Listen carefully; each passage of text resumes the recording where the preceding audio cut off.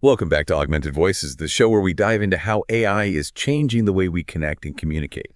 Today, we're taking a deep dive into some of the latest trends in AI voice tech. Oh, yeah, it's an exciting time to be in this space for sure. Things are moving so fast. What's really caught my eye is the speed of innovation. Like, stuff that was sci-fi just a couple years ago is becoming reality now. Yeah, for sure. So, okay, let's kick things off with something that honestly blew my mind. Sesame's new AI voice model. It's called Maya. What makes Maya different from like those robotic voices we're so used to hearing? Well, I'd say it's the emotional range. And it's not just like changing pitch or tone. This thing actually conveys emotions, like real subtle ones, empathy, excitement, maybe a touch of humor even. It has huge implications for how we interact with AI. I mean, imagine virtual assistants that can actually understand and respond to your emotional state, right? It'd be so much more natural. That's crazy. But I mean, doesn't that raise a lot of questions too? Like, if AI can sound this human, what's to stop it from being used to, mislead people? I'm thinking about deep fakes and all that. Yeah, for sure. It's a valid concern. As AI voice tech gets better and better, we need to think about the risks, potential for misuse. Sesame's decision to open source their models could be a good thing there. It makes the tech more transparent, more accessible. So researchers, developers, they can work together and identify and mitigate the risks, hopefully. Makes sense. Open sourcing could be a really powerful way to encourage, like, ethical development.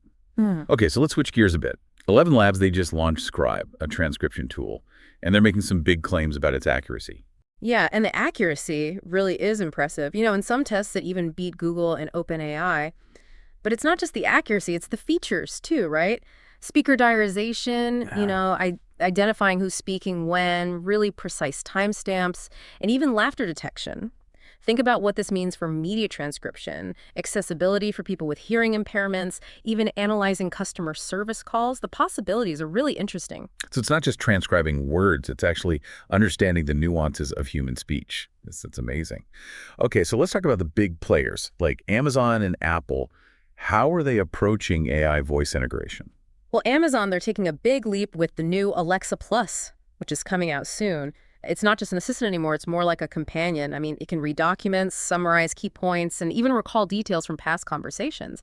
It could be a game changer for how we work. I mean, Alexa Plus could handle emails, manage your calendar, even pull info from contracts and reports. That's pretty powerful. Alexa Plus does sound like a major productivity boost.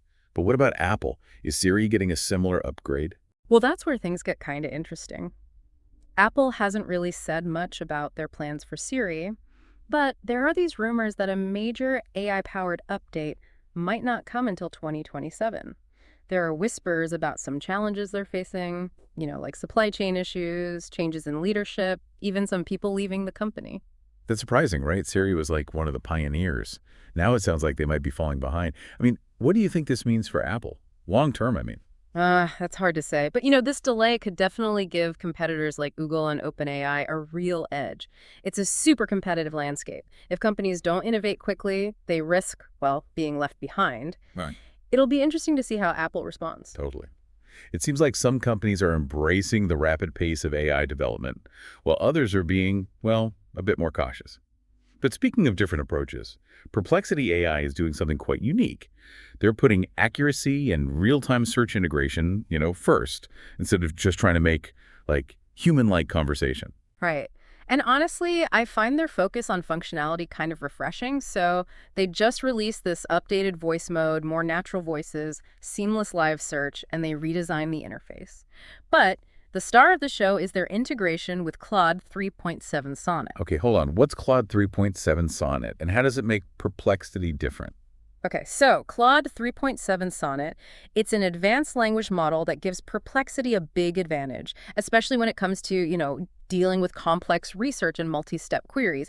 You ask detailed questions, you get real-time answers, and it can even synthesize information from multiple sources. I think that makes it a powerful tool for, well, researchers, students, basically anyone who needs reliable information fast. They're going for the research powerhouse angle then, which, makes sense with the information overload everyone's facing these days. So to recap, we've got Sesame focused on the human-like voice, 11 Labs on transcription accuracy, Amazon going for the AI companion angle, Apple maybe falling behind, and Perplexity prioritizing research capabilities. What else in AI voice has you excited? One of the most exciting things is how accessible these tools are becoming.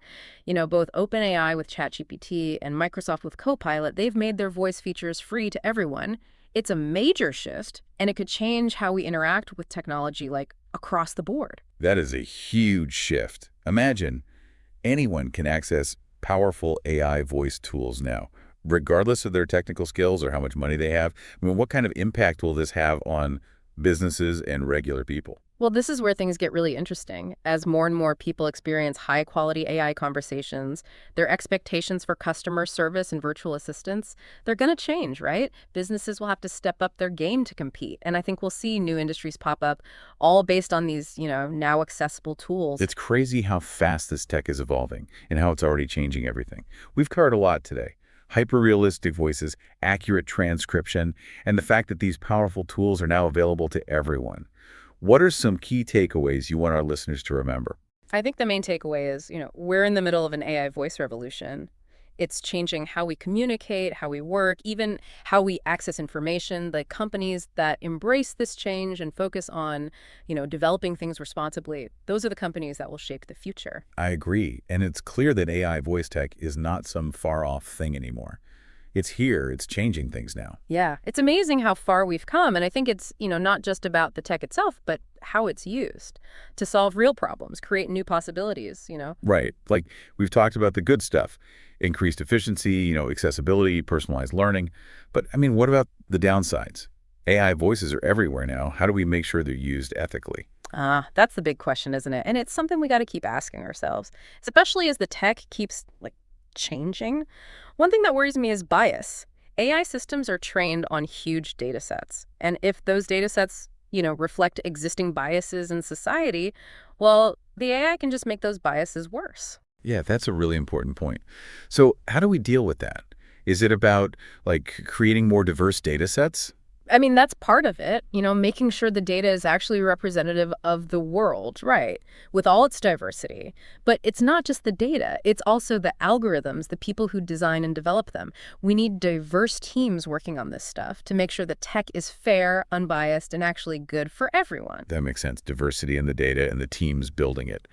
So another thing people are worried about is jobs, right? AI can do things humans do. Could this mean people losing their jobs? Yeah, it's a legitimate concern, and we need to be aware of it. But honestly, I think it's more likely that AI will, work with us, augment our abilities rather than replace us completely. It'll be more of a collaboration. AI does the routine stuff, and we can focus on the more complex things, the creative stuff, strategic thinking. I like that. It's not us versus them. It's us and them working together. So if that's the future, what skills should people be learning to, thrive in this AI-powered world? We need to focus on the things AI can't really do, right? Creativity, critical thinking, problem solving, emotional intelligence, and being able to adapt. Those are the skills that will set us apart, and help us use AI to do cool stuff. Totally. Those skills are important already, but yeah, even more so with AI becoming, so central to everything. It feels like we're at this turning point. The choices we make now will determine what AI looks like in the future and how it impacts us all. Yeah, absolutely. It's such a huge opportunity. We can use AI to create a better world, more equitable, more inclusive. But it's going to take careful thought, collaboration, and a real commitment to making sure we're using this technology for good. That's a good point. The future of AI voice has so much potential, but also some risks. It's up to all of us to make sure it's developed responsibly. Definitely. We need to stay informed, have these conversations, and work together to create a future where AI helps everyone. Right, yeah. So before we move on, what are some applications of AI voice that you're personally excited about? One area that's super interesting to me is personalized education. I mean, imagine a world where every student has a virtual tutor, right? One that can adapt to their learning style, give them feedback, even encourage them. Man, that would have been amazing when I was in school. It could really make education more accessible to everyone and more engaging. So, what else are you keeping an eye on? Well, AI voice tech can also break down communication barriers, right? Think of real-time translation tools so people from different cultures can talk easily, or devices that help people with speech impairments to communicate better.